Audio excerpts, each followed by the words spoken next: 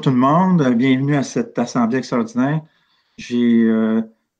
À la demande de nos services, j'ai demandé de convoquer cette assemblée parce qu'il y a des choses qui étaient quand même importantes d'adopter le plus tôt possible, des résolutions, euh, compte tenu qu'il n'y a pas eu d'assemblée au mois d'août. Donc, on va commencer tout de suite avec l'ouverture de la séance et puis l'adoption de l'ordre du jour. Alors, il est recommandé d'adopter l'ordre du jour de la séance extraordinaire du conseil d'arrondissement de l'île Bizarre-Sainte-Geneviève du mercredi 25 août 2021. Je le propose. Proposé par M. Chamuchevski. Je vais l'appuyer. Appuyé par M. Sarrault. Ensuite, on va passer à la période de questions du public. On m'a informé qu'il n'y avait pas eu de questions de citoyens. On va donc passer à la période de questions des conseillers, si les conseillers ont des questions.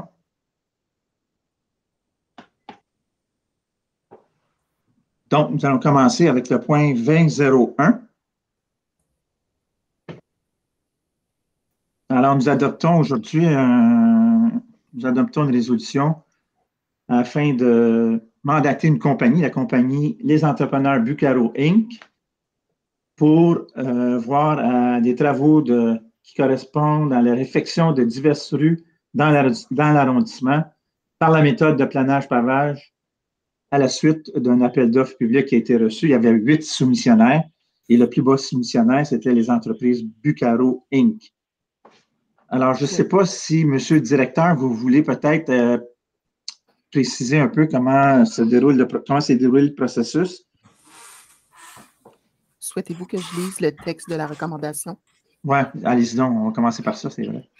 Il est recommandé d'accorder à la compagnie Les Entrepreneurs Bucaro, plus bas soumissionnaire conforme, le contrat pour l'exécution des travaux de réfection de diverses rues dans l'arrondissement de l'île Bizarre-Sainte-Geneviève par la méthode de planage-pavage au prix de sa soumission, soit pour une somme maximale de 2 756 453,65 taxes incluses, conformément au document de l'appel d'offres public 2021-01, d'autoriser une dépense de 413 468,05 sous, taxes incluses, à titre de budget de contingence, d'imputer cette dépense conformément aux informations financières inscrites au dossier décisionnel, et cette dépense sera entièrement assumée par l'arrondissement.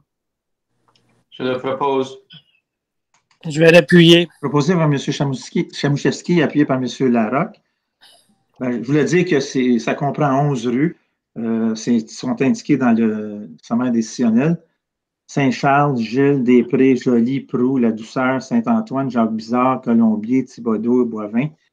Je ne sais pas si M. le directeur aurait des explications à donner aux membres du conseil sur le processus.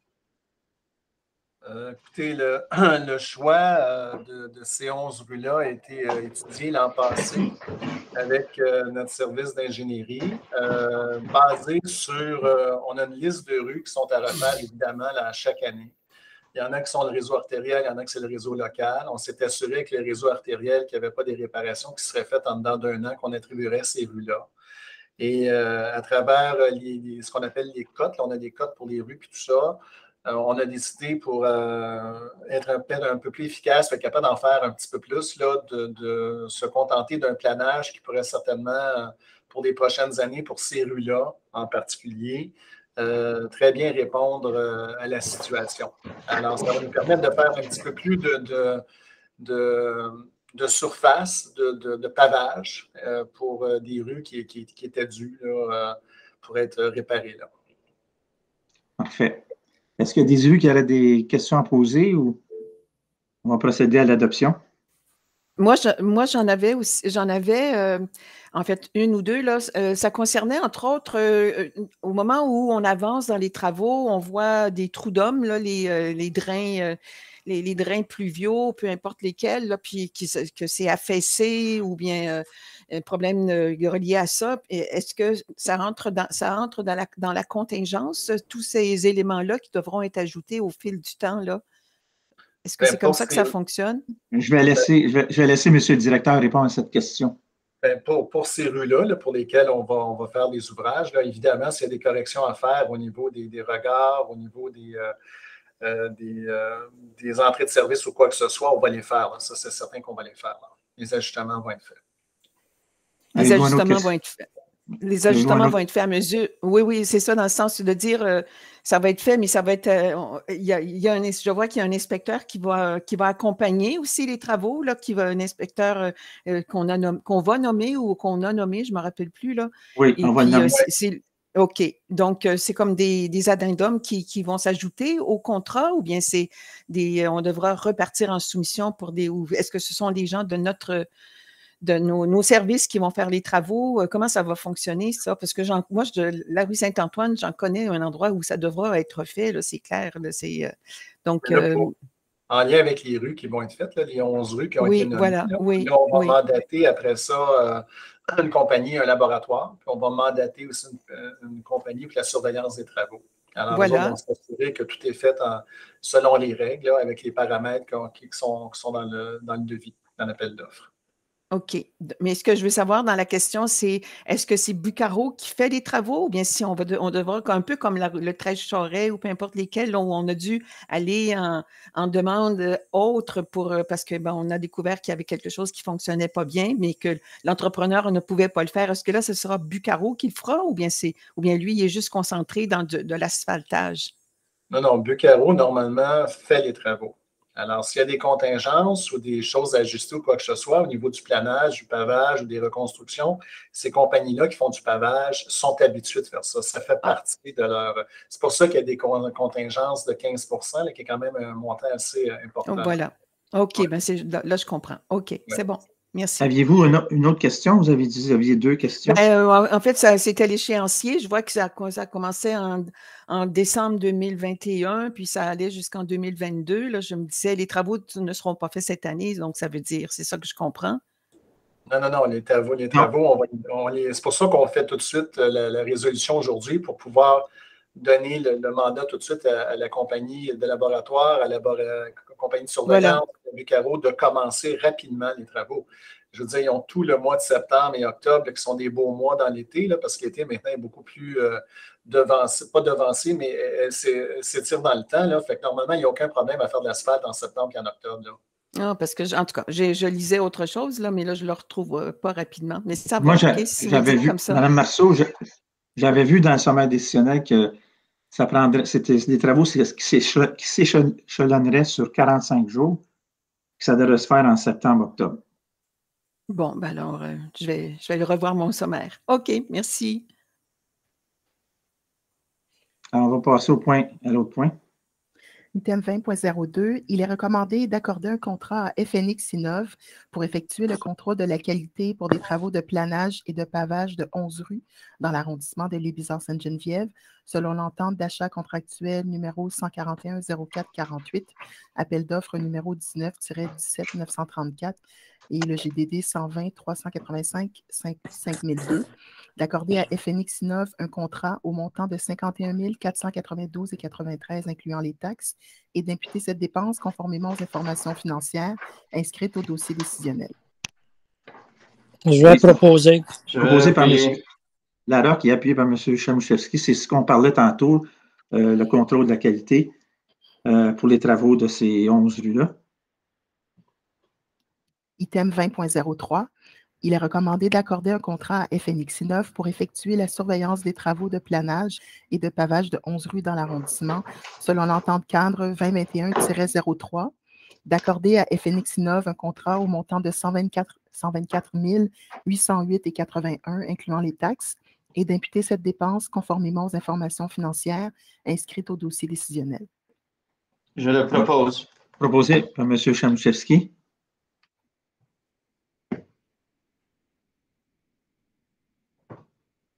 Y a-t-il un appuyant? Je vais l'appuyer. Appuyé par M. Larocque. Alors, oui, voilà.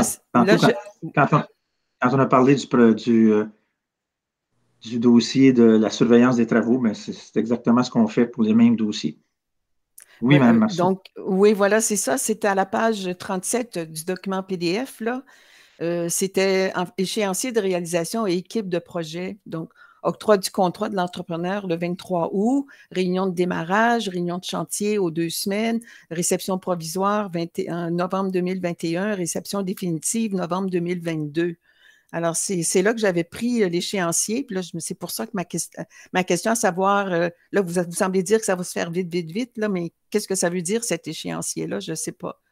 Ben là, je vais poser la question à M. le directeur là-dessus. Moi, j'avais lu la partie où on disait que c'était une période de travail. Les travaux dureraient 45 jours, puis ça commençait quelque part au mois de septembre, milieu septembre. Donc, moi, j'avais pris pour acquis que ça se faisait avant l'hiver. Monsieur Morin? Normalement, c'est ça. On va donner le contrat par résolution là, aujourd'hui. Après ça, on va transmettre ça à l'entrepreneur. On va ouvrir un bon de commande. On va lui donner, après ça, on va faire la première réunion de chantier pour commencer les travaux, l'ordre de travail. Ça devrait se faire cet automne. C'est cédulé pour se faire cet automne. Alors, tu as les réceptions provisoires, après ça, des décomptes et réceptions finales. Alors, c'est pour cette année-là. Il n'y a pas de problématique avec ça. Merci.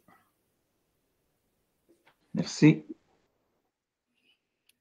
Alors, l'item 30.01, il est recommandé d'offrir au conseil municipal, en vertu de l'article 85, alinéa 2 de la Charte de la Ville de Montréal, que l'arrondissement de l'Île-Bizarre-Sainte-Geneviève prenne en charge la coordination et la réalisation des travaux qui consistent à élargir le chemin bord du lac vers le sud pour améliorer la circulation à l'approche de la rue La Traverse, menant au traversier, et ce, dans le cadre de la mise en œuvre des programmations 2021-2023 du service de l'eau, la direction des réseaux d'eau.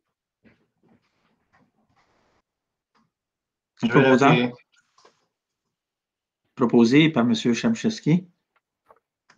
Oh. Je vais l'appuyer. Appuyé par M. Sarrault. Moi, j'avais peut-être une ou deux questions là-dessus. On parle de l'élargissement du chemin bord du lac vers le sud. C'est du côté, donc, de la rivière, si je comprends bien? Quand on parle de Le sud, c'est l'autre côté, Normand. C'est l'autre côté? Oui, c'est le côté vers l'intérieur. Le bord de la rivière, c'est le côté nord. Ah, c'est le côté nord. Donc, c'est de l'autre côté qu'on va faire l'élargissement. OK. Parce que je trouvais qu'il n'y avait pas d'espace pour le côté nord. Non, okay. il n'y en a pas, effectivement. OK. Puis, est-ce qu'on sait sur quelle longueur on fait cet élargissement-là? Je n'ai pas la longueur exacte, là, mais le but de l'article 85 dans cette résolution-là, c'est qu'on a on a une participation du SUM là-dedans qui est quand même assez importante au niveau financier, on ne veut pas la perdre, parce que quand on touche à l'élargissement de la chaussée, puis on touche dans les fossés, là, on s'en va avec la DRE. Et là, avec la DRE, ça va engendrer des délais et on court le risque de perdre le montant que la participation du SUM. Alors, ce n'est pas un montant qui est important. Alors, nous autres, on a décidé d'aller en résolution, puis d'avoir l'article 85, on va s'en occuper. Parce que moi, je ne veux pas perdre la partie financière du SUM dans ce projet-là. C'est combien la participation financière de… Je pense qu'on parle d'à peu près 5 à 600 000, je pense. Là. Non, mais la participation financière de la Ville-Centre, c'est combien? Bien, avec le SUM, c'est ça, 5 à 600 000, je pense. Sur un projet total de? Je n'ai pas le montant total. C'est peut-être un montant total peut-être de 800 à peu près, je pense. Ah, OK. Donc, c'est important, là. Oui, fait que je ne veux pas le perdre parce que là, si on ne fait pas l'article 85 avec l'élargissement des bordures, puis c'est le fossé, là, à ce moment-là, ça tombe sous la juridiction de la compétence de la DRE. Là, il va falloir tout commencer à regarder l'intervention financière, tout ça. Est-ce que la DRE a préparé ça dans son cahier de charge? Là, on va se buter à une mécanique administrative que des fois, malheureusement, n'est pas toujours avantageuse pour nous autres. Alors, j'aimerais bien prendre l'article 85, j'ai parlé avec le département d'ingénierie, peut-être à la limite qu'on va demander à nos codes bleus de participation, on va le voir. Mais je ne veux pas perdre la participation du SUM. Madame Marceau, vous avez levé la main? Oui, ça représente une longueur de chemin de combien à peu près en mètres? Ça, je ne l'ai pas. Je peux vous revenir avec ça, mais je n'ai pas la longueur totale. Okay. C'est ce que j'avais demandé aussi. Et puis, c'est vraiment du côté, OK, de l'autre côté, mais est-ce que c'est en arrivant au traversier? Oui. En venant de Dutour? Oui, de la façon que vous le comprenez, oui. Donc, les gens vont… C'est sur le bord du lac. C'est sur le bord du lac, mais les gens vont se mettre du côté sud, puis ils vont traverser le bord du lac pour rentrer dans l'entrée du traversier, je comprends bien. Oui. Bon, parce que c'est vrai que je suis passé au traversier l'autre fois, puis tout le monde était sur le bord du lac, ça débordait complètement. Bon, est-ce qu'il y a d'autres questions? OK. L'item 30.02, il est recommandé d'autoriser l'entente de règlement hors cours intervenue entre l'arrondissement de l'Île-Bizarre-Sainte-Geneviève et Aviva, Compagnie d'assurance du Canada, relative au contrat portant sur la construction de la salle multifonctionnelle de la bibliothèque de l'Île-Bizarre, et d'autoriser le maire d'arrondissement à signer la dite entente. Je vais proposer. Proposé par M. Larocque, Je vais l'appuyer. appuyé par M. Chemchevski. C'est un vieux contentieux qui dure depuis un bon bout de temps. Puis finalement, je comprends qu'on a trouvé une façon de le régler. Est-ce que, du point de vue financier, juste pour m'en assurer, l'argent est déjà là? On n'a pas besoin de sortir de l'argent supplémentaire. Non, on ne sort pas d'argent supplémentaire. Il y a déjà un montant contractuel qui est là. Et de ce montant contractuel-là, il y a une portion, si on peut dire, en échange de la certification LEED qu'on avait discuté, qui va être compensée, qui va être enlevée de ce montant-là. Alors, nous autres, on l'a l'argent. Elle est déjà réservée dans un compte. Là. Ah, OK, parfait. Item 30.03, il est recommandé d'affecter le surplus de gestion de l'arrondissement de l'Île-Bizarre-Sainte-Geneviève et autoriser le transfert d'une somme de 198 800 entre les différents comptes de réserve. Je vais proposer. Proposé par M. Larocque, Je vais l'appuyer. appuyé par M. Chamouchevski. Il y a des questions sur cette affectation de surplus? Disons que cette que M. Morin pourrait expliquer. Oui, c'est ça. Ben, c'est ça. Oui, Monsieur, c'est ça. Monsieur Morin, donnez-nous une brève explication de ce transfert là, qui est plus de nature administrative qu'autre chose. Oui, ça, c'est des écritures de virements comptables qu'on fait à l'arrondissement. On a validé avec le service des finances de la Ville de Montréal, parce que ça provient du surplus. Alors, c'est local, c'est l'arrondissement, c'est vous autres qui décidez de ça. Il y a en effet comme 3 portions. Il y a, quand on utilise le surplus, normalement, il faut rembourser si on a des dettes accumulées avec le surplus. Par contre, on peut également utiliser le surplus pour des mesures exceptionnelles, entre guillemets. Ça, c'est à la discrétion de l'arrondissement. Alors, entre autres, il y a un montant qui va aller pour tout ce qui est services informatiques et tout ça, parce qu'avec le COVID-19, il y a quelques arrondissements à Montréal qui ne sont pas intégrés à la plateforme complète de Montréal. Ce sont une plateforme qu'on appelle partagée. On fait partie de ça, donc on a une plateforme partagée.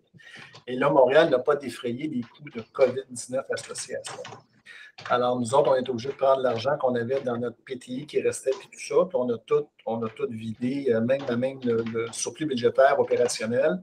Alors là, il faut aller chercher dans le surplus pour combler ça, parce qu'on a encore des demandes informatiques. Alors, il y a un montant, il y a une provision qu'on va chercher là-dedans. Il y a un autre montant que l'an passé, dans le budget 2020 à 2021, il y a un couru qui n'a pas été enregistré, qui va nous revenir en janvier 2022. Alors, il faut temporairement prendre les sous ailleurs. On l'a pris dans le sel pour opérer. Alors là, on renfloue le sel, mais ça va revenir en janvier 2022. Alors, puis on prend une provision additionnelle juste par mesure de sécurité sur des petits postes de dépenses là, qui n'ont pas été remboursés à même le COVID. C'est sûr que nous autres, on va refaire une tentative de remboursement avec la centrale pour le COVID dans les mesures d'ajustement avec le budget qu'on est en train de faire actuellement. Est-ce qu'il y a des questions de la part des membres du Conseil?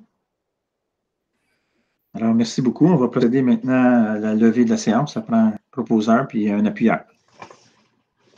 Madame Marceau, Madame Marceau le propose, appuyé par M. Chamouchevski. Alors, c'est ça. Alors, merci beaucoup. Puis on va se revoir le 6 ou le 7 septembre. C'est le 6 ou le 7? C'est le 7. Le 7. On va se revoir le 7 septembre pour l'Assemblée régulière. Bonne journée tout le monde. Merci, au revoir. Bonne journée. Au revoir. Merci, au revoir. Bye bye.